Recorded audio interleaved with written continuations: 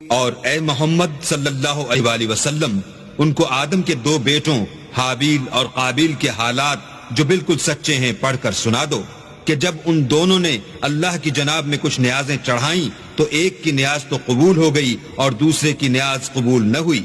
تب قابیل حابیل سے کہنے لگا کہ میں تجھے قتل کر دوں گا۔ اس نے کہا کہ اللہ پرہیزگاروں ہی کی نیاز قبول فرماتا ہے، اور اگر تو مجھے قتل کرنے کے لیے مجھ پر ہاتھ چلائے گا تو میں تجھ کو قتل کرنے کے لیے تجھ پر ہاتھ نہیں چلاؤں گا۔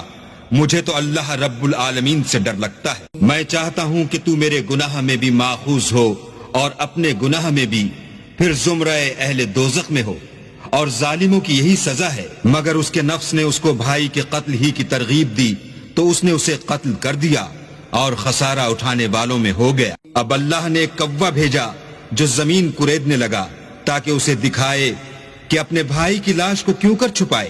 کہنے لگا اے ہے مجھ سے تو اتنا بھی نہ ہو سکا کہ اس کوے کے برابر ہوتا کہ اپنے بھائی کی لاش چھپا دیتا۔ پھر وہ پشیمان ہوا۔ اس قتل کی وجہ سے ہم نے بنی اسرائیل پر یہ حکم نازل کیا کہ جو شخص کسی کو ناحق قتل کرے گا، یعنی بغیر اس کے کہ جان کا بدلہ لیا جائے یا ملک میں خرابی کرنے کی سزا دی جائے، اس نے گویا تمام لوگوں کو قتل کیا، اور جو اس کی زندگانی کا موجب ہوا تو گویا تمام لوگوں کی زندگانی کا موجب